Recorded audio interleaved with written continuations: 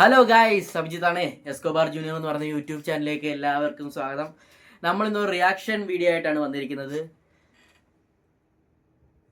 ലോഹ ചാപ്റ്റർ 1 ചന്ദ്ര എന്ന് പറയുന്ന സിനിമയുടെ ഒഫീഷ്യൽ ട്രെയിലർ ഇപ്പോൾ റിലീസായിട്ടുണ്ട്. ഏകദേശം ഒരു ദിവസം ആയി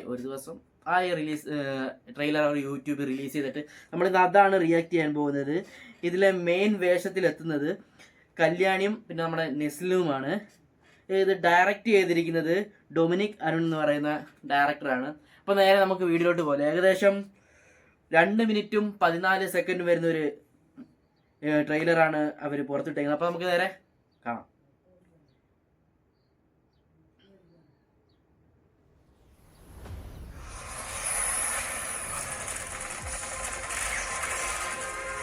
തുടക്കം തന്നെ കത്തിച്ചിട്ടുണ്ട്.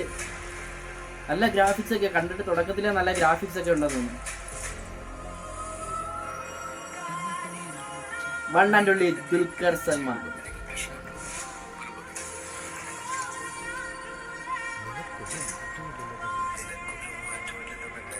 ഡാർക്ക് സൈഡാണ് വെച്ചിരിക്കുന്നത്, എല്ലാം ഡാർക്ക് സൈഡ്. ഒരു പ്രത്യേക ഒരു മൊത്തത്തിൽ മലയാളം സിനിമ വേറൊരു ലെവലില് ആരും കാണാത്ത രീതിയിൽ എടുത്തു വെച്ച കണക്കുള്ളൊരു ആണ് നമ്മളിപ്പോൾ ട്രെയിലർ കാണുമ്പോൾ നമുക്ക് മനസ്സിലാവുന്നത്.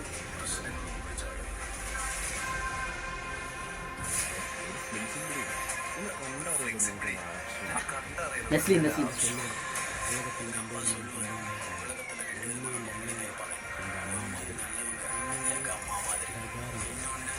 Sandy master.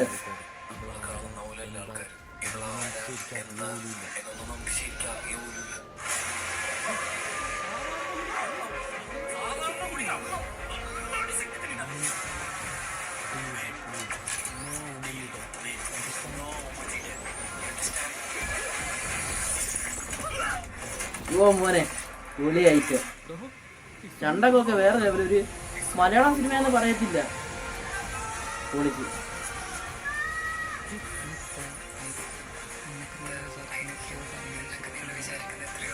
നോക്കിയ ഗ്രാഫിക്സും ഒക്കെ സെറ്റ്. അതൊരു ഈ കന്നഡ ഈ ബാഹുബലിയൊക്കെ വരുന്നത് അതിനൊക്കെ ഗ്രാഫിക്സ് ഒക്കെ വെച്ച് ചെയ്തില്ലേ, അതൊക്കെ ആദ്യമായിട്ടാണ് നമ്മൾ മലയാള സിനിമയിൽ ഇങ്ങനെ ചെയ്യുന്നത്.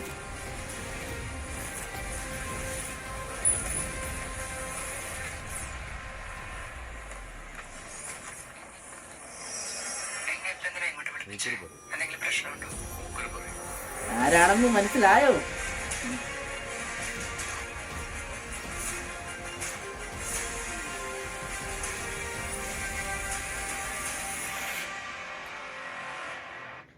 അപ്പോ ലോഹ ചാപ്റ്റർ 1 ചന്ദ്ര ഈ മാസം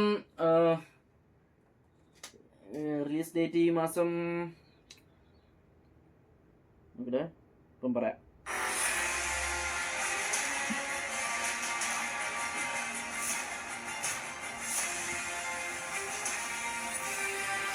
റിലീസ് 28-ാം തീയതി, ഈ മാസം 28-ാം തീയതിയാണ് റിലീസാവുന്നത്.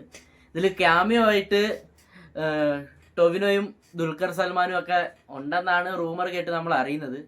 സംഭവം എന്തായാലും ഒരു മലയാള സിനിമ ഇതുവരെ പിടിക്കാത്ത ഒരു രീതിയിലുള്ള ഒരു സിനിമാറ്റോഗ്രാഫിയും കഥയൊക്കെ ആണെന്നാണ് കിട്ടിയ റൂമർ വെച്ച് നമുക്ക് മനസ്സിലാവുന്നത്. ഒത്തിരി സൂപ്പർ ഹീറോ എലമെന്റ് ഉണ്ടെന്നാണ് നമുക്ക് മനസ്സിലാക്കാൻ കഴിയുന്നത്. ഇതുവരെ ഓരോ സിനിമ കൂടെ ഇങ്ങനെ ക്യാരക്ടർ ബിൽഡ് ചെയ്ത് വരാനായിരിക്കും. അപ്പോൾ എനിക്ക് തോന്നുന്നു ലാസ്റ്റ് കാണിക്കുന്നത് നമ്മുടെ ടൊവിനാണ്. കൈ കണ്ടിട്ട് എനിക്ക് ടൊവിനായിട്ടാണ് തോന്നുന്നത്. അപ്പം 28-ാം തീയതി സിനിമ വേൾഡ് വൈഡ് ആയിട്ട് റിലീസ് ആവുകയാണ്. അപ്പോൾ നമുക്ക് സിനിമ കാണുമ്പോൾ നമുക്ക് കൂടുതൽ കാര്യങ്ങൾ മനസ്സിലാവും. എന്തായാലും നല്ലൊരു സിനിമയായി വരട്ടെ, നല്ല വിജയം നേടാൻ സാധിക്കട്ടെ. അപ്പോൾ അടുത്ത വട്ടം കാണുന്നവരെ